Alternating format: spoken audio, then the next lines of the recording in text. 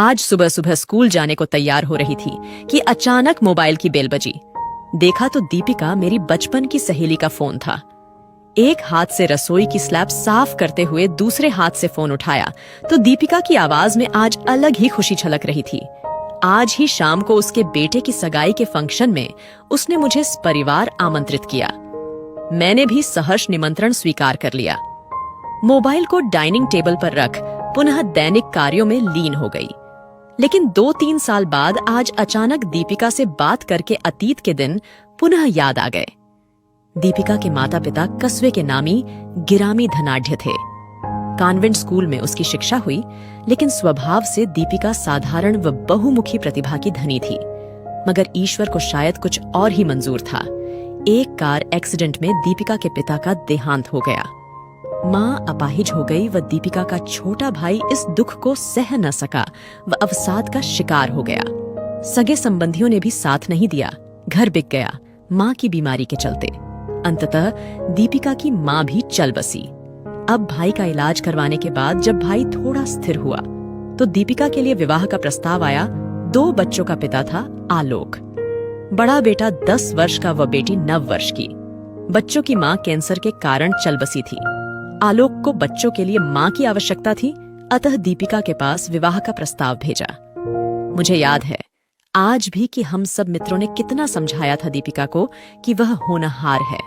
उसे इस प्रकार अधेड़ उम्र के 2 बच्चों के पिता से विवाह नहीं करना चाहिए। लेकिन दीपिका का तो बस यही कहना था कि ईश्वर ने उसे 2 बच्चों के पालन के लिए चयनित किया है तो वो उन बच्चों को मातृत्व का सुख अवश्य देगी। साधारण तरीके से विवाह संपन्न हुआ।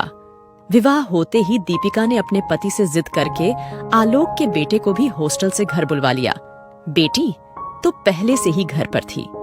अब दीपिका ने शहर के सबसे बड़े स्कूल में दोनों बच्चों का दाखिला करवा दिया।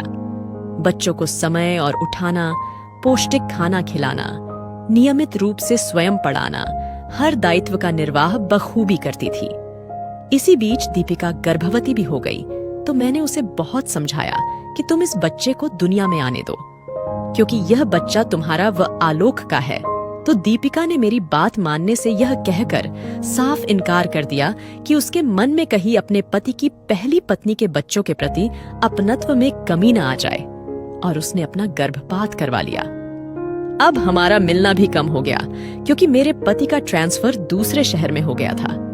दीपिका के विवाह के 5 वर्ष बाद पुनः मेरे पति का ट्रांसफर वापस हुआ तो मैंने दीपिका पर दबाव डालकर मिलने का कार्यक्रम तय किया। दीपिका अपनी बेटी के साथ तय जगह पहुंची। अपनी बेटी के प्रति उसका प्यार समर्पण अतुलनीय प्रतीत हो रहा था। बच्चों की जिम्मेदारी में दीपिका इतनी खो गई कि अब वह कभी नहीं मिल पाती थी। उसके भाई का भी विवाह हो गया था। दीपिका की भाभी पार्क में टहलते हुए कई बार मिलती थी तो दीपिका की भाभी से ही दीपिका का हाल चाल पता चलता रहता था। दीपिका ने अपने बच्चों को उच्च शिक्षा दिलाने में कोई कसर नहीं छोड़ी। अपनी बेटी को डॉक्टर बनाने के लिए व अपने बेटे को कनाडा से इंजीनियरिंग की डिग्री दिलवाने के लिए अपने पति का मकान, अपने स्वर्ण आभूषण सब कुछ बेच दिया था और बहुत ही मुश्किल हाल में अपना जीवन चलाया। इस प्रकार आज दोनों बच्चों का जीवन विशिष्टता के स्तर पर पहुंचा दिया। दीपिका ने अपने पति के बच्चों की परवरिश में कोई कोरकसर नहीं छोड़ी थी।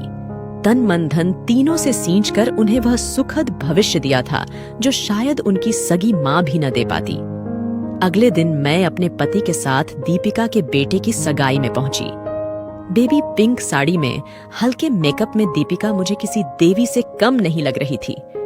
दीपिका के दोनों बच्चों की आंखों में मां के प्रति प्यार देखकर मेरे मुंह से अकस्मात ही निकल गया कि मां सगी या सौतेली हो, जरूरी नहीं, मां का एक रूप और भी होता है। वह रूप दीपिका ही है, कलयुग में सच्ची मां।